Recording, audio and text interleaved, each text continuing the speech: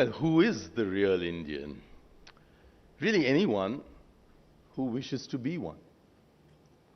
For I do not believe that an Indian is defined in terms of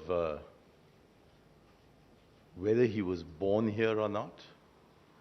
I don't believe that an Indian is defined by his passport. I don't believe that an Indian ceases to be an Indian because he chooses to live outside this country. And I do not believe that he has to be someone who lives in this country and is a citizen of this country to feel that he is an Indian and therefore to be entitled to be one. For what are we talking about here? Are we talking about race? Are we talking about religion? Are we talking about culture? Are we talking about beliefs, religious beliefs? If we are talking about any one of these, then we are not talking about the real Indian. If we are talking about the coexistence of all of these, then we are talking about being Indian. For what defines India, in contradistinction to almost everywhere else in the world, is a millennial tradition of multiculturalism. One has only to compare the western peninsula of Eurasia, which goes under the name now of the European Union, with the southern peninsula of Eurasia, which goes under the generic name of South Asia, to identify the difference. For in that geographical area of the western peninsula, which is almost exactly equal to this geographical area of South Asia, there are 43 nations subdividing yet. Here, we believe that we were one country, which for political reasons has been divided into more than one, but not very many more than one.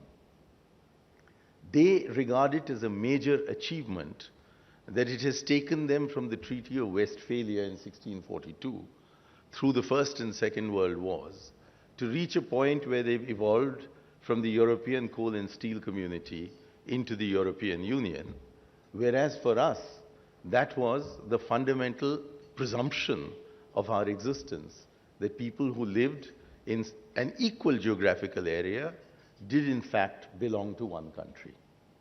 In other words, that the difference between the civilization of the West and the civilization of this part of the world is that they equate ethnicity of one kind or the other with nationality, whereas we regard our nationality as comprising all our different diversities, or all of what might have been called, had we been West Europeans, our ethnicities or our nationalities. I do not think it is possible to be a real Indian if you do not accept this, and much more importantly, if you do not celebrate this. Am I more of a real Indian because I have come to this function wearing a bangala? Or is Arun any less of an Indian because he's chosen to get his suit made in Savile Row? The answer to this is not a very serious one. I think you'll easily accept that whether Arun wears a suit or I wear a bangala, we're both more or less at the same level. But when the question is changed, that if he wears a sherwani, does he remain as much of an Indian as a Purohit wearing his dhoti, then one begins to get curious other answers in this country. Had I arrived in a cassock, that is a priest's habit, you might have wondered who had plucked me from the religion of my birth to make me somehow less Indian. That is really at the heart of this question.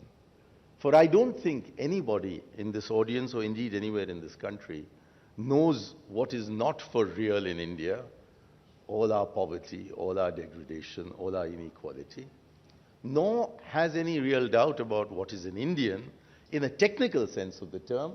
I mean, clearly, somebody who holds a British passport is less of an Indian or less real an Indian than one who holds an Indian passport.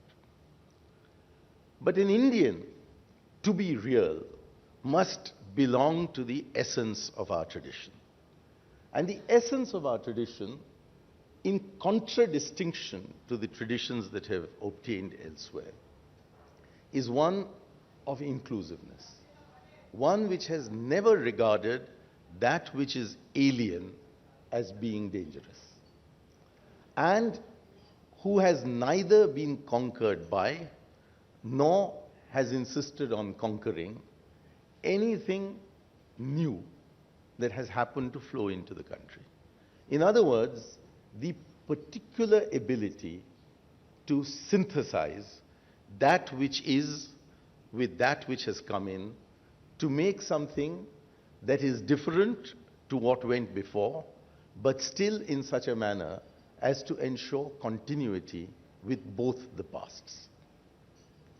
It is in this sense that we have to ask ourselves whether the India to which we belong, or perhaps more importantly, the India to which we wish to belong, should belong to a particular tradition or should exult in belonging to no particular distinct tradition, but belonging to what has been the consequence of all these streams flowing into a single river, and us being the wavelets upon that river as it passes through the 20th and into the 21st century.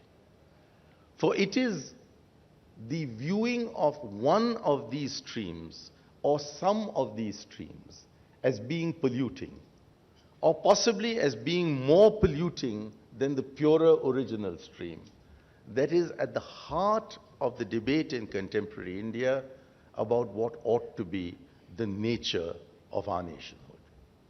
There can be no doubt that in a country which is 85% or so Hindu, there is going to be an overwhelming influence of the Hindu religion, the Hindu culture, and the Hindu traditions upon what we are today. But does that make being a Hindu equal to being an Indian? And the subsidiary question, that if you are not a Hindu, are you any less real an Indian for that? And when you pose the question in these terms, you have to ask yourself whether on the 15th of August 1947, we freed ourselves from about 200 years of colonial rule, or did we free ourselves from 1,000 years of alien rule? We also have to ask ourselves the question as to whether 85% being nice to the remaining 15 constitutes appeasement or constitutes being a real Indian. We have to ask ourselves the question whether there is no difference between Bharatiyata and Hindutva.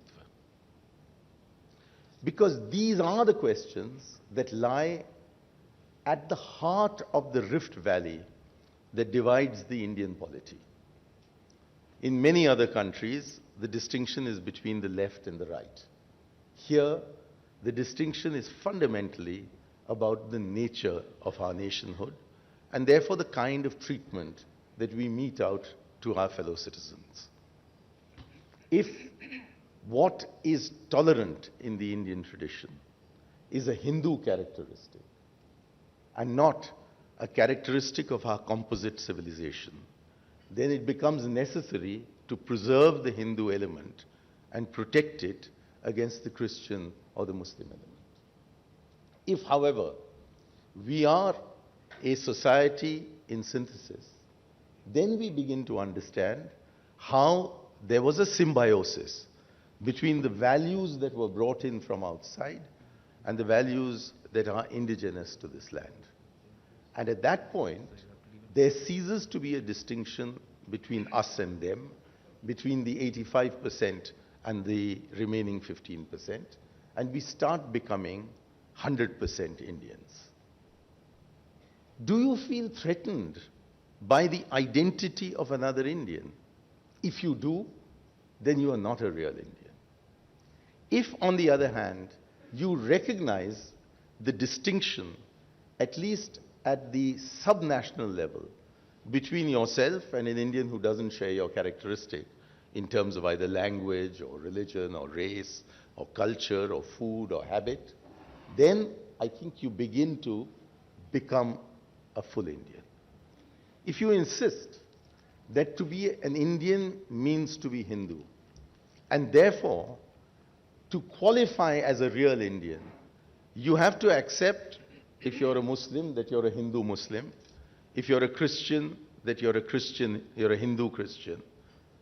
Then comes up the question which I posed to Mr. Advani many years ago and to which I've still not received a reply, that if an Indian Muslim is a Hindu Muslim and an Indian Christian is a Hindu Christian, then what is a Hindu Indian? Is he a Hindu or is he a Hindu Hindu? I've also not received a reply to my question, not my question, my assertion, that really the difference between Mr. Advani and myself is that he's 85% Indian and I'm 100% Indian. I do not merely tolerate traditions which do not belong to the family into which I was born. I exult in the fact that Indians are so diverse that many, many Indians do not share my ethnic characteristics, and that in fact we are such a great country precisely because every Indian is in a minority. A Hindu who speaks Hindi is in a 42% minority in this country. All of us are hyphenated, at least once and usually twice. Once in terms of language and twice in terms of religion. And unless we are permitted these sub-identities, we would not accept the overarching identity of being an Indian. I cannot be an Indian if I'm denied being a Tamil. And I cannot be an Indian if I'm denied my right of being an atheist. And I cannot be an Indian if I'm denied my right to have a mother who is so religious that every Saturday evening jam session was a bhajan mandali and every holiday from school was to go to the Shivananda ashram. We are all of us part of many more identities than our Indian identity.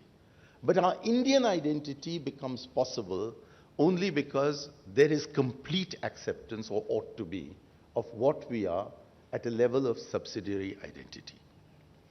And when the Muslims of India are asked to prove that they are loyal by not cheering at an India-Pakistan test match, then that is the kind of loyalty test which no real Indian should be allowed to administer to any other real Indian.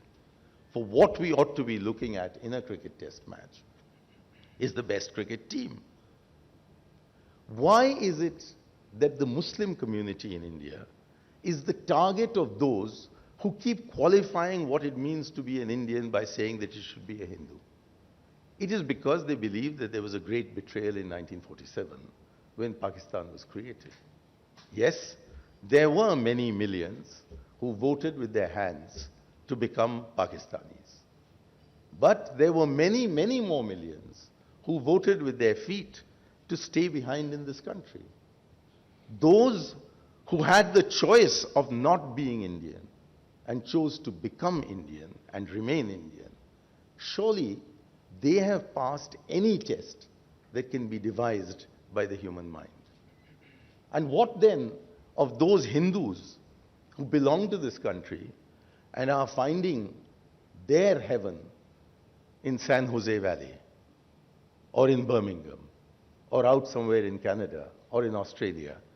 Do they cease to be Indian because they've given up their Indian passport?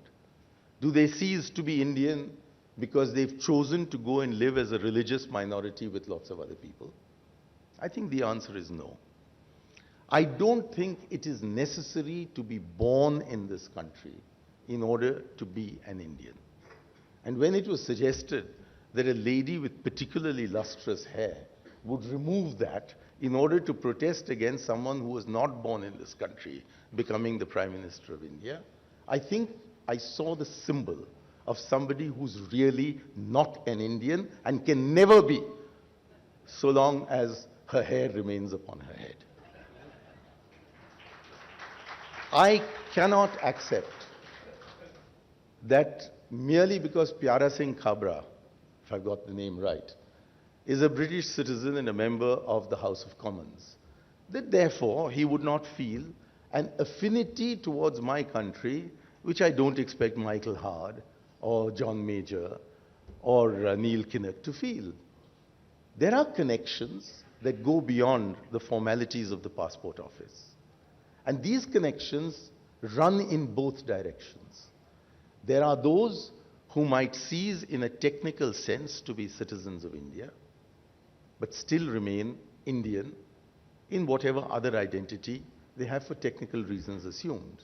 And equally, there are those who did not happen to be born in this country, but who feel affinities here, which are stronger in many ways than many of those who are Indians simply by the accident of birth.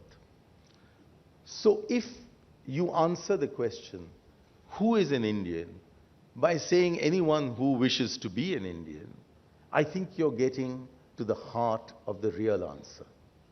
But if you say, as a school of thought in India believes that you ought to say, that you cannot be Indian until you affirm the primacy or even the superiority of the majority culture, if you do not ascribe all that is good in India's civilization to the Hindu civilization, if you look upon the arrival of Islam as being one with a flaming sword and fail to recognize that between Muhammad bin Qasim in 712 and Subuktigin in 997, there was a passage of 175 years when there was not a single Muslim with any sword in his hand, and yet the message of the Prophet spread through most of what is today Pakistan. Or that between the departure of Mahmud of Ghazni from India for the last time, and thank God he went, about 1026, to 1192 was another passage of 186 years before Muhammad Ghori was invited by a Hindu ruler, the ancestor of a well-known Prime Minister of ours, to come and chastise his son-in-law. Or if you fail to recognize that in this period of 500 years between 712 and 1192, the message of the Prophet spread, but there was no Muslim political or military presence in the country. And much more significant than all this, that during the period when most of the sultans of India were Muslim, from 1192 till 1858, that in this period of close on 600 years or more, at the end of this proselytizing religion, smashing every idol there was in this country, forcing Indians to become Muslim, 1/3 of this country was Islamic, 2/3 was non-Islamic. If they were oppressors, they were rather inefficient oppressors. More than all this is the message of the Bhakti school. It all came as a result of the encounter between Hinduism, as it had been practiced till then, and Islam with its message of Musawwat or equality. We are Hindus today because of the impact of Islam upon our way of thinking. And yet we've remained Hindu. We have discovered ourselves. There's an entire book written by Arun on this. We discovered who we were as a result of Max Muller's efforts. And yet Max Muller didn't like us. That's not surprising. He was wanting to harvest our souls for Christ. Indeed, one of the ironies is that in the Indian Renaissance of the 19th century, we largely relied upon European translations of our own texts to discover who we were. And in the discovery of India, Nehru validates a great deal of what he says with reference to these foreign texts. Now, these foreign texts were not written in praise of us. The Christian missionaries who arrived here and found that we were stubbornly resistant to the message of Jesus Christ felt that they ought to discover what it is in our tradition that is stopping us from going their way. And so they translated what was extant in Sanskrit and other languages into Latin, and from Latin into other languages. From other languages it arrived here, and we suddenly discovered what a great people we were. We gave up our inferiority complex and started the freedom movement. It's one of the great ironies of history. But why then are we so worried? Does it really make a difference to secularism in India that the Aligarh University chooses to call itself the Aligarh Muslim University? Or that the Banaras University chooses to call itself the Banaras Hindu University? And does it matter that the Christian missionaries wish, including the Pope who arrived here a few years ago and much to the alarm of my friend Arun Shori, threatened to harvest our souls for Christ? Well, Arun and I went to the same college. Its technical name is St. Stephen's, but everybody there and everybody since the beginning of 1881 has called it Mission College. Mission College has, however, not succeeded in its mission because, as far as I know, none of us, not one of us, has had his soul harvested for Christ. In fact, if St. Stephen's has a claim to fame, it is that it has harvested several souls, including those of Arun Shori and myself, more for the devil than it has ever for the good God. And in these circumstances, I am a real Indian because I feel threatened by nothing that is Indian. I am not frightened of Islam. I'm not frightened of Christ. I'm not frightened by the Muslim personal law. I'm not worried about proselytizing by the Christians. I don't think the Shah Bano case is the defining moment in the history of our nationhood. I feel as utterly ashamed of what happened to the Sikhs from the night of the 31st of October till about the 2nd of November 1984, as I do about what happened to the Muslims in Gujarat between February of 2002 until about May that year, while the massacre continued. And I believe that we need to take as much stock of communal evil under the Congress government as we need to take stock of communal evil under any other government. But that above all, there must be no collaboration between the government, which has to be secular and therefore above religion, and those who indulge in these kinds of heinous criminal acts. I think the difference between those of us who belong to the Indian tradition, which is emphatically not a Hindu tradition, which is emphatically a secular tradition, a tradition that takes pride in everything that we have received from our past, is one which says that the state must never collaborate with those who indulge in communal activity, and that we must unanimously and without hesitation condemn those who did. I condemn all that happened between elements of the state apparatus and the rioters in the massacre that took place of the Sikhs in the year 1984. I invite my friend Arun Shori to say the same about the Narendra Modi government. Thank you. Karan, Mani, and my dear friends, in inviting Mani and me to this session, there must have been some expectation that we will be at each other. And I'm sure he has disappointed you. This is almost his first lecture. And probably if it were printed, it would be his first article in which he has not abused me. तो इसलिए एक ये ताज्जुब की बात है कि जब से मणिशंकर अय्यर मिनिस्टर बना है, इतनी अच्छी तरह प्यार से बात करता है. तो वन कंक्लूजन इज कि इसे मिनिस्टर ही रखना चाहिए. कोई भी पार्टी हो, Mani should be there.